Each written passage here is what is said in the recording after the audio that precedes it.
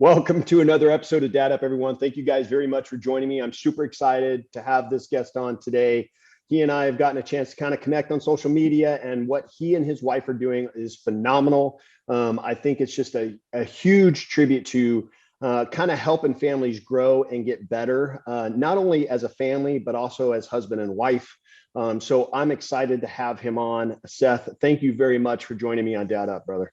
Yeah, man. Thank you so much. I'm glad that we connected. I know there's some back and forth and we finally are doing it. So yeah, thanks so much for having me on, man. Yeah, absolutely. I love what you and your wife are doing. I think it's phenomenal. But for my listeners who may not know who you are, I want a little bit of backstory, Seth, because I don't know your backstory. And I'd like to dive a little bit deeper into that and kind of hear, who you are, how you grew up, and kind of how it transitioned you into what you're doing today with your wife. So Yeah. Let me hear about it.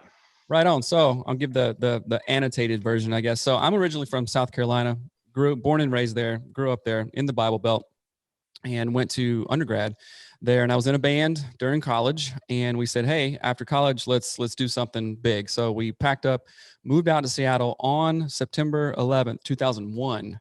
Like the day that all the stuff went down. So we're like, okay, leaving our families, driving 3,000 miles across the country to start a new life. And so that was kind of crazy. So toured for a while, got a record deal and all this stuff.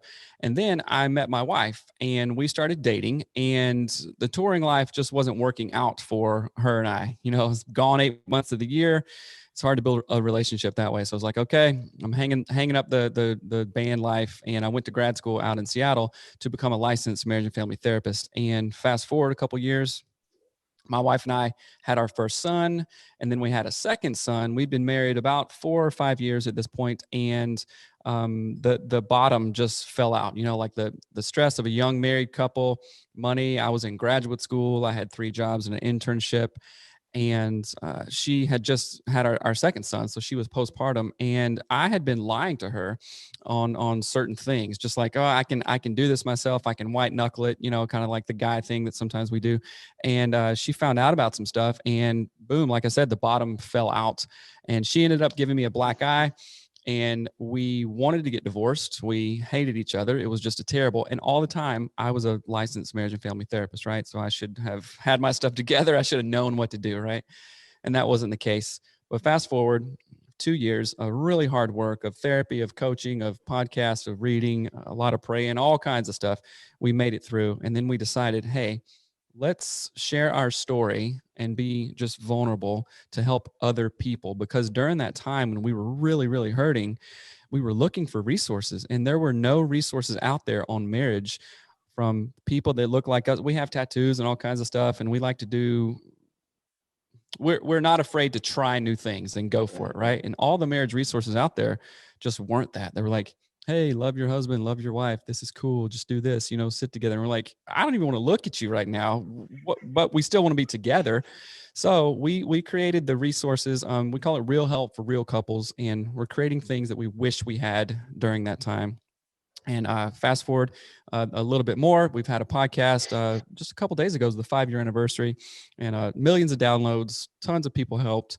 And we're also high performance marriage coaches now. So we walk with other couples through hard stuff, or if they know that, like, hey, there's something more to this life, there's something more to this marriage. We don't have the tools, but let's go get the tools. And we help couples do that. That's so cool. That's awesome. How long have you guys, well, let me ask you this. How long have you personally been working with couples? Like how many years? Yeah, well, on the therapy side for about 14 years. Okay. That's individual therapy, that's couples, groups, all kinds of stuff, families. So I've been doing that for about 14 years. So I have that background down pat, right? And we recently went full time about 2 years ago into high performance marriage coaching, where we blend coaching, therapy, high accountability, high encouragement. And I mean, you're a coach, it's Right. like we're coaching couples through that. And we've been doing that for about 2 years and loving every second of it. That's cool. Now, how many kids you have? We have 3. We live outside of Seattle now. My wife is from the Seattle area. We have 3 kids. We have a 14-year-old, about to be 13-year-old, and about to be 10-year-old daughter soon. Wow. So, yeah. So 2 boys and a girl. That's cool. Yep. I only have 2 boys. They're both grown, 23 and 20. But I know as a young family, having three young kids at home, it can provide a lot of stress, not only on the family, but on the husband and wife. Mhm. How long have you guys been married? We've been married 17 years. It'll be 18 in August. All right, cool. Congratulations on that. Thank you. Um, it, it, when you, I mean, obviously you're a licensed therapist, you guys are having this struggle, going through this. Was it because of the kids? Because I hear that a lot with couples. It's because of the kids. They're trying to work it out. Was it really that, or was it really, you know what, we made a commitment to each other and we want to try to make this work? What do we need to do? Aside from the kids, what do we need to do as a couple? I mean, or was it both?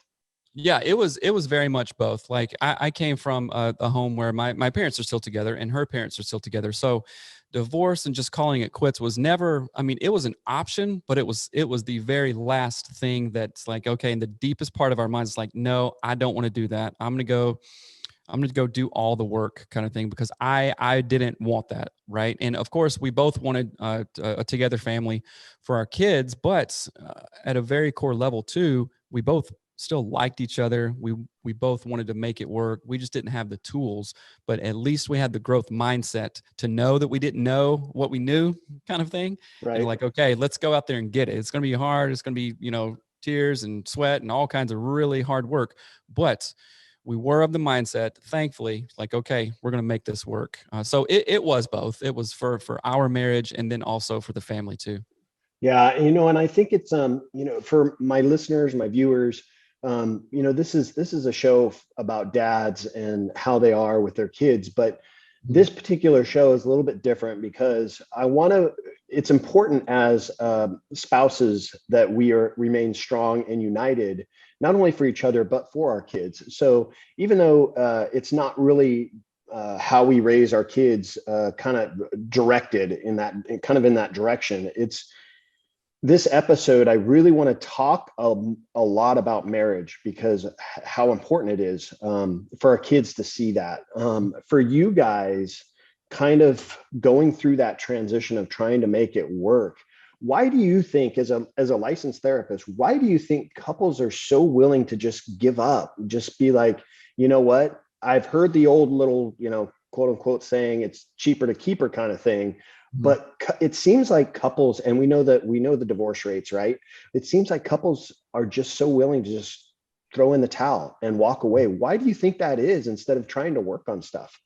Well, I mean, the research says this too, and especially I think in the last 10 years and more so just in the last 2 years and 3 years, everyone, it seems like most people don't want to work hard. They think, oh, if this is hard, if I'm getting pushback, if I'm discouraged on this, it must be the wrong thing. And then poof, it's like, okay, over. And a lot of couples, when they go through hard times, which of course that's just inevitable, this isn't an easy, quote, easy life kind of thing.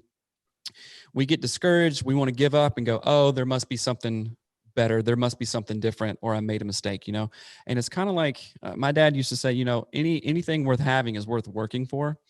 And I was, and if you think about it this way, I wrestled for 4 years in high school and played tennis and did sports and stuff and still work out now. It's like, okay, anytime that I work out or run or push myself, I'm always happier.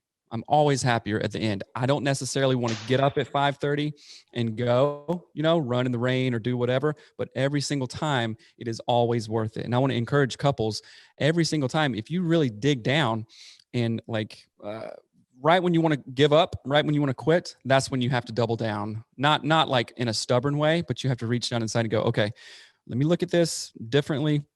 If I don't have the tools, let me go out there and get them.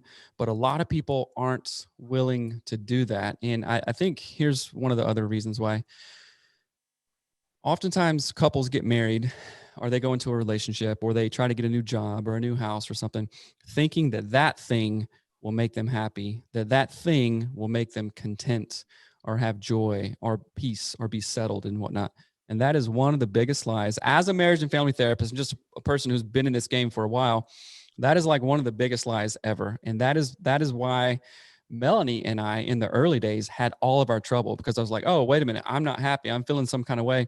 It must be your fault. And she was doing the same thing. Right.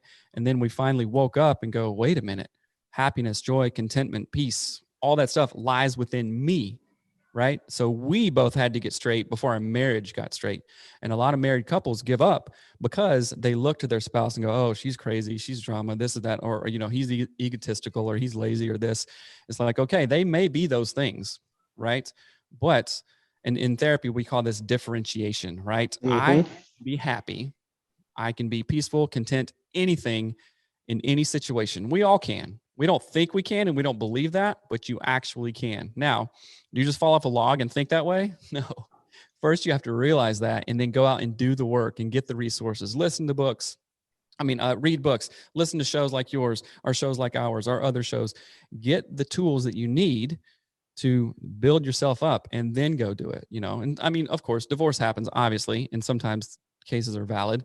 But in most, and I've had tons of clients that do this, like, man, they were about to give up, right? But after a couple of weeks of coaching or therapy or something, like, oh, we worked through that. We didn't give all this away. And that was one of the perpetuating things in me and Melanie's mind. Melanie's my wife's name.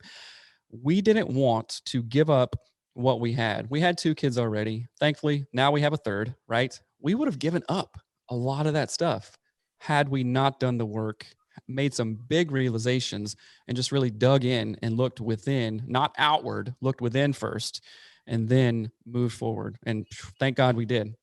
Because it made all the difference. I love that you mentioned differentiation, because my wife and I, as I told you before we started recording, my wife and I, we actually have a marriage coach, and she's like you, she's a licensed therapist, and she is a therapist for many couples, many individuals. But we went to her as a coach to kind of help us through just marriage. Because marriage, listen, we know marriage is hard. Marriage is tough. Anything that you want to do and be successful at, you got to work at it. Like you said, right? It takes Absolutely. work.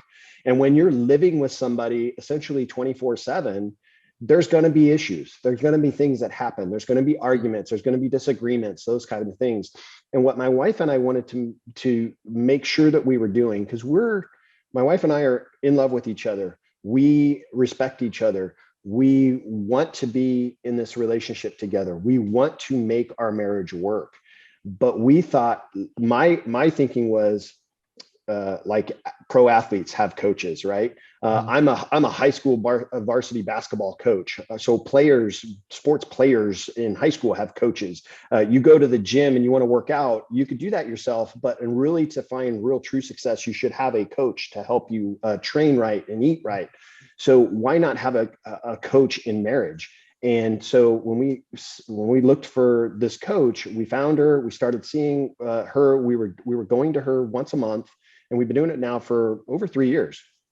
And awesome. I tell people that, and I don't want people to think, and I've said this before, but I don't want people to think that we see her because we have problems. It's actually the opposite. We see her so we don't have problems.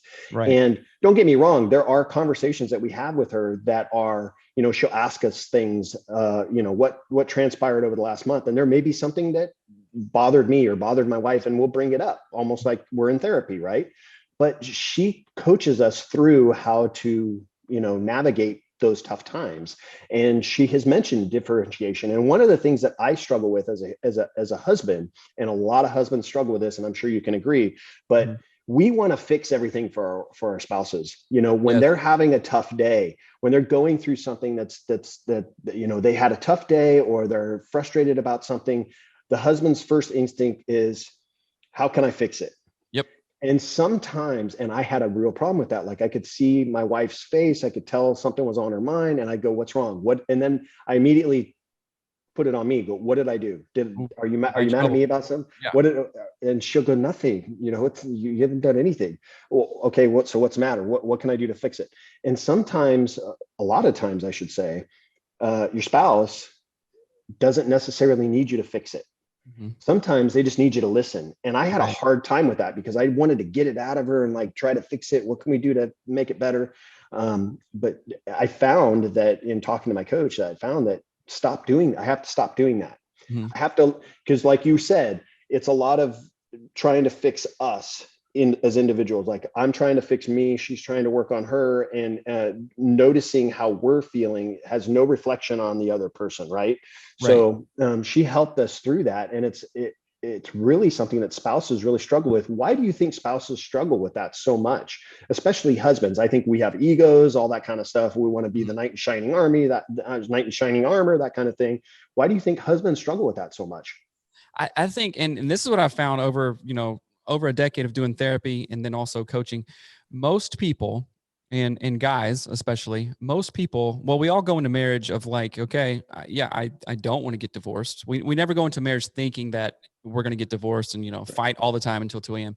So most people do the best they have with what they have, right? Most people, not everybody. Some people are just lazy and or kind of messed up, right? But most husbands that I talk to, we all want the best for our wives.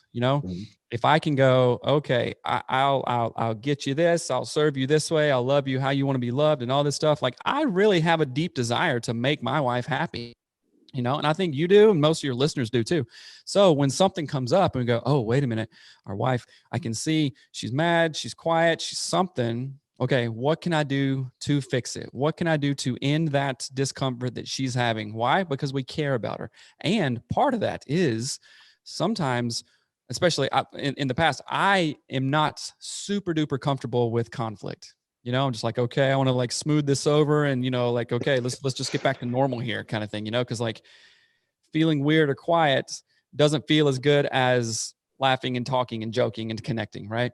And one of the number one things, and I'm glad you said this, we tell our coaching clients often, because men are fixers, women are processors, right? Right. To a degree, and I don't want to, stereotype every human ever, but in my experience, again, men are fixers. And one of the most helpful things that I have done, and I've told other coaching clients to do, is when Melanie brings something to me, or like, she wants to talk about something, I literally ask her, is this something that you need my help on? Can I help you fix this?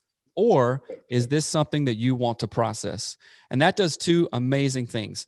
That sets up the conversation in her mind of like, oh, well, do I just want to talk about this with him? Process it, kind of hang out? Or do I need a real fix with a specific timeline? So that sets her brain up like in that way. And then for me, I can put the fixer hat on. Okay, let me go grab my, metaphorical tools here. Or I can be like, all right, let me put my supportive husband on. Oh, you want to grab a cup of coffee, go sit on the couch, we'll talk. Or where's my notepad? Let's fix this. Let's call this guy. Let's do this kind of thing. So that sets me up in how to move forward. And that clears up so much conflict, because how many times have I've gone in there trying to fix something and Melly's like, you're not listening. You didn't hear a word I said. What is this? Why I don't feel this way. I'm like, well, but I'm trying to do this. I'm trying to do this, but I was trying to do the wrong thing. She didn't want that. Right. So it's really guys, husbands, dads, and you can use this with your kids as well. So it's not just to your wife. Ask that question. Hey, is this something you need my help on that I can help fix? Or you just want to talk about it and process it? I'm here for you. Either one, just let me know which one. And then we have the roadmap, the direction to go. And that's like a game changer. Yes, I love that you said that, because our coach has told me that. And it's actually something that I have heard. I had another guest on who does a similar thing with their kids. And you were mentioning it can work with your kid. Yes. Sometimes your kids or your spouse just want you to listen. So what I'll do when my wife's in that situation where she's kind of got some stuff on her mind and she'll want to talk to me, I'll ask her, not exactly how you said it, which I like better, but I'll say, is this something that you need me to help you with? Or is this something you just need me to sit and listen? Right. And then she'll tell me, I just need to vent. That's what I need. I just need to vent. And I'll go, cool. And I'll put the listening ears on, and I'm all intent. Now I'm not on my phone. I'm not doing that. I'm focused on her, paying attention to what she's saying, all that kind of stuff. And it's same thing with, I need your opinion on this. Great. Then I'll give you my 2 cents.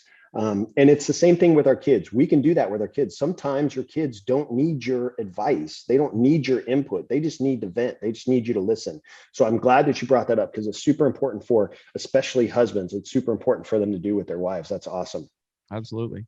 Yeah. We were just a quick story. So in using that with your kids, I think that sometimes as parents, because we want to teach our kids, right? And our kids are 14, 13, and 10. So we're always trying to, as parents, we're always trying to be like, oh no, this is the thing, and we try to like explain it, and even last night the kids made good grades, so we took them to sushi last night, right?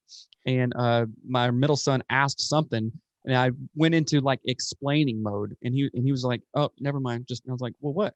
He's like, oh no, never mind, I got it. And what he wanted was just like a conversation, not like some teacher dad moment kind of thing. I was like, oh, you're right, dang it. So because I remember how that felt, as a kid, like, hey, I'm just trying to talk to you and be normal here, I don't need a lesson kind of thing. So that's important. That's a good reminder for myself even. So even the licensed therapist makes mistakes. Yeah, of course, right? That's awesome. I want to kind of transition now a little bit into us as parents, because I think for spouses, we have these moments where we're in the middle of, or about to be in the middle of, a conflict or a disagreement. And I know that there are some parents that I've tried to encourage in the coaching. I've tried to encourage parents, avoid conflict or disagreements in front of your kids.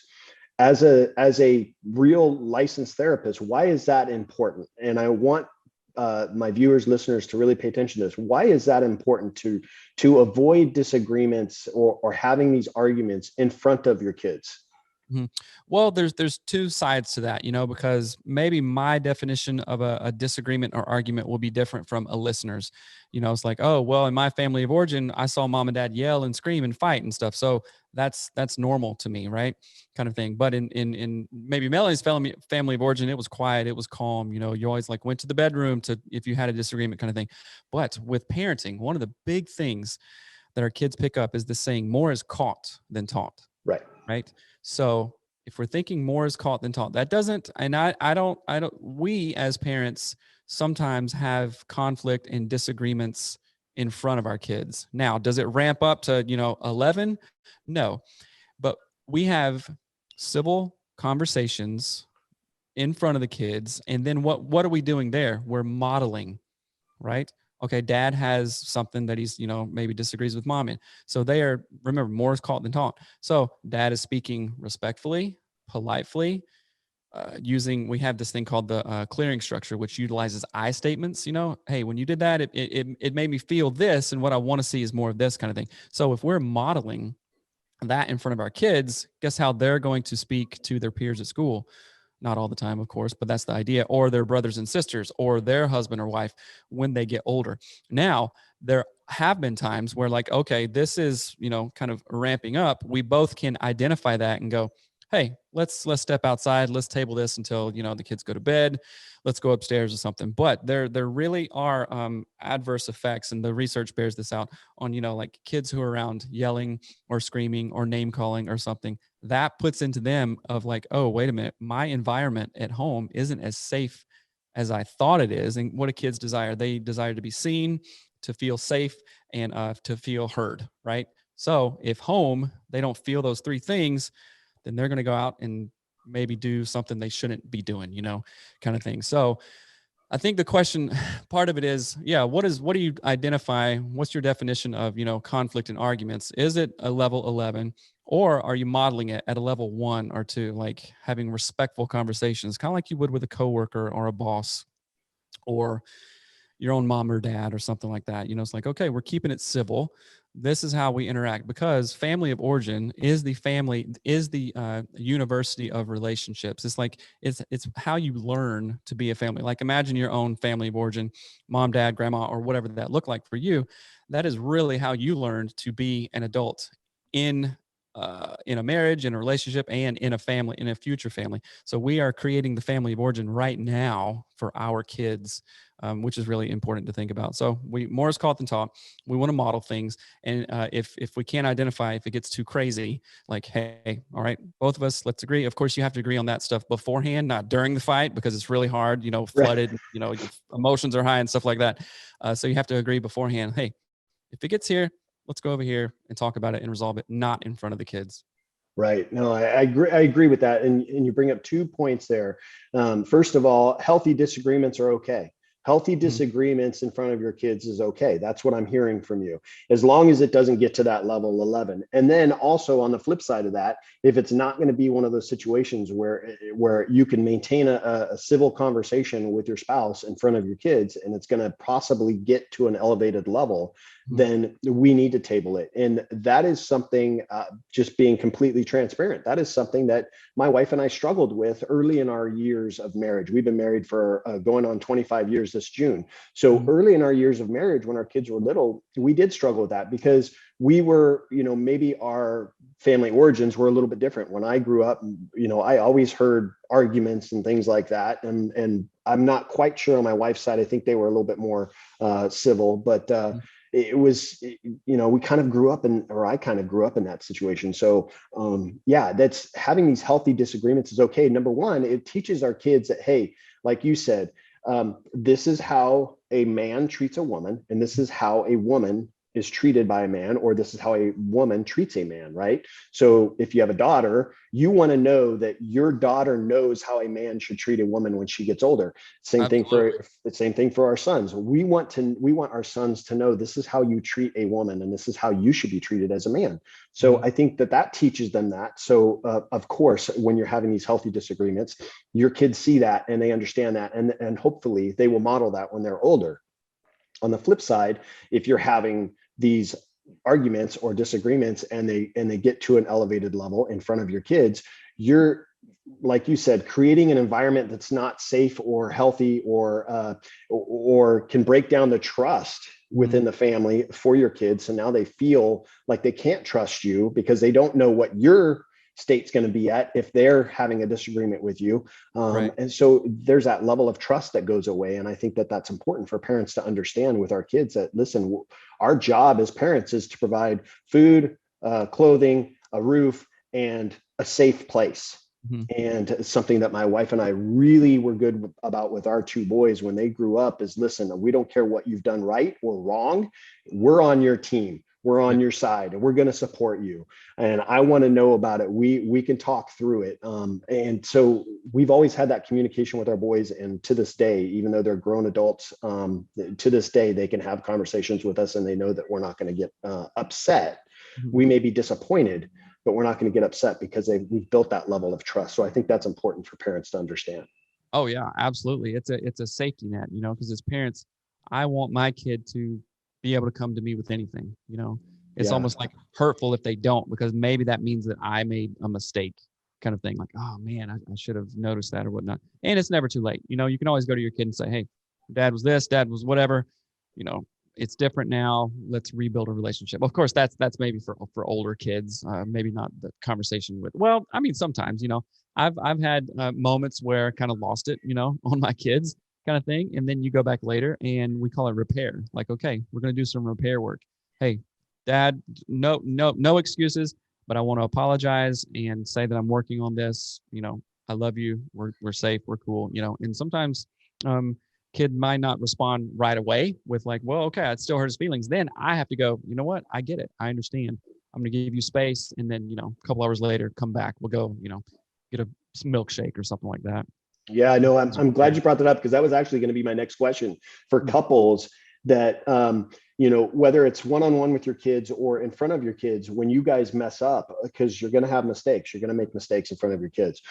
How do you repair that with your kids? And I think it's super important for us to be able to be vulnerable with our kids and apologize and let them know that, hey, and I've done this many times with my boys. Hey, I messed up. Your dad's human. I'm going to make mistakes. I'll probably make more in the future. But one thing that I did with my boys, there's two things actually. Number one, I always tried to get down on their level. So if they're now taller than me, they're 6'3". But when they were shorter than I wasn't speaking down to them. I was always down at their level. And I said, listen, I messed up. I made a mistake.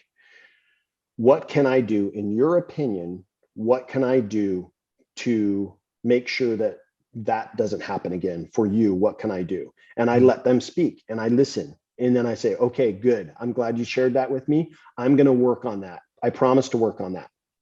So I think that's important. You agree, or is there another tool or tactic that parents can use to kind of repair situations with their kids when they've made mistakes? Yeah, I love what you said, getting down on their level. Obviously younger kids, right? So, take a knee, whatever, sit in a, chair, kind of facing each other. Say, listen, buddy, you're looking in the eye contact, all this stuff. Listen, buddy, uh, let me tell you why I'm sorry because of this. It's like the power of an apology, and like parents. So there has to be a level of, okay, you have to be fairly self-aware to like have gone to your kids, when they were growing up, to apologize, to recognize your mistakes, right? So first it starts here, right? With you, the dad. Like, okay, I got to be self-aware here. So that's key. And then going to the kid and say, hey, listen, I am apologizing. Of course, you're not going to blame like, well, I yelled at you because, you spilt milk on the thing. It's like, well, it's a kid. Okay. So let's like have some grace here kind of thing. So you have to take all those things into account, but the power of the apology, say, listen, buddy, I am really sorry. Dad honestly messed up, and don't blame it on other things, well, I had a hard day at work or traffic was bad or all that other stuff, because then what is the kid learning? It's like, oh, you can yell at people if you had a bad day, and that's not what I want my boys and especially my daughter to know. So, taking ownership, like Jocko Willink, extreme ownership, like accountability, taking ownership and accountability of it, apologizing, and then saying, I will try my best not to do this. And if you see, not giving all the power to the kid, like, because sometimes we can put too heavy a load on a kid, like, oh, now I got to take care of dad and his emotions. This is weird. I'm only 12. What, I can barely take care of my own kind of thing. So, but saying to the kid, hey man, if you see like me saying that or something, rubs you the wrong way, let me know, just tell me. He's like, hey dad, that hurt my feelings. Or dad, you're kind of amping up again. You're like, oh buddy, thank you so much. You are exactly right.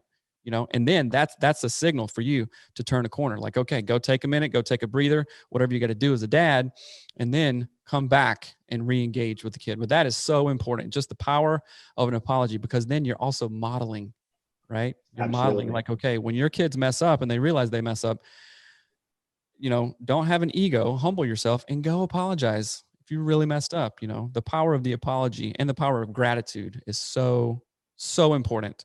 And just in a family in general, but not only in the family, but for yourself as well. Yeah. Why do you think husbands struggle with apology so much? Because that means that we didn't know to do the right thing. We always want to like have our stuff together to do the right thing, when it's ego, it's pride and stuff like that. But when guys especially can realize, oh man, I don't know everything. I did make a mistake and it's okay. You know what I mean? If we're only making mistakes, then we got to, reassess what we're doing. But just, you could say swallowing your pride, or just being humbling yourself and go, ah, oh, dang it, I made a mistake. It's not the end of the world. I think my wife or kids will still accept me. Hopefully they will, if it's not too egregious, I guess. But it's like an admittance of something of like, oh man, I thought I was this and I missed the mark. That doesn't feel good. But how do you improve? Identify that. Identify the whole reasons that led up to whatever, the instance where you missed the mark, and then work on those. Make a list, have a routine, get some accountability, get people in your life who can speak wisdom and encouragement to you. And then that's how you grow, right? But yeah, it is hard. It's like, oh man, I messed up. Well, I'm not going to admit that. I'm just going to keep on going alone. It's like, well, then you end up in a worse place oftentimes. Yeah. And I think it's, I'm getting feedback. All right. I'm getting feedback. It's not anything on my end. All right, cool. Well, listen, Seth, real quick, for my listeners who want to look you up, a little bit more about you, where is the best place for them to do that? Yeah, thank you. So they can go to anatomyofus.com to find anything and everything that we do. And I do want to talk about maybe three main things. So I kicked off a men's mastermind. It's called the Badass Husband Mastermind. You can go to badasshusband.com. And then in the mastermind, we focus on 5 things: body, brain, beliefs, bank, and board. And those are for guys who want to improve their game in all areas, for themselves, for their marriage, and especially for their families. and also their careers. They know that there's more. They want to be around other guys who are doing the same. And that's saying, you're the sum of the 5 people you hang out with the most. For me, I want to hang out with dudes like you and dudes who are doing other awesome things. So go to badasshusband.com. And also, equally as cool, my wife also started a women's mastermind, and that you guys can go to anatomyofus.com/women's group coaching. And it's all on anatomyofus.com. And those ladies, man, it's like a competition now. It's like, okay, who can have the greatest growth, the greatest increase, just being awesome all around. And also go check out Anatomy of Us podcast, where we talk about anything and everything related to marriage, family of origin, family, all kinds of stuff. So we have a lot of fun over there too. Awesome. For my viewers, listeners, make sure you guys are checking out Seth and the things that he and his wife are doing.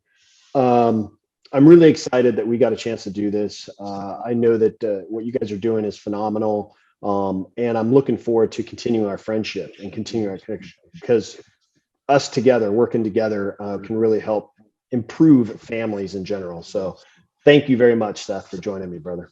Absolutely, man. I enjoyed it. And thank you so much, and keep up the amazing work. Thank you. Listen, guys, you've just watched another episode of Dad Up with my good buddy, Seth. Make sure you guys are checking out what he's doing on not only Instagram, but his websites that he mentioned. And also make sure you guys are subscribing to his podcast. And then don't forget to subscribe to mine, and make sure you guys are watching, leaving comments, letting us know what you guys thought. We'd love to hear from you. But I appreciate you guys all joining us today, and I look forward to seeing you on the next episode of Dad Up. Thanks for listening to another episode of Dad Up. Make sure you guys subscribe to my podcast and my YouTube channel. And do me a favor, leave me a rating and a review. Would love to hear from you to see what you think of the show. Stay tuned for more exciting episodes coming up each and every week. Thank you for listening. This is Dad Up.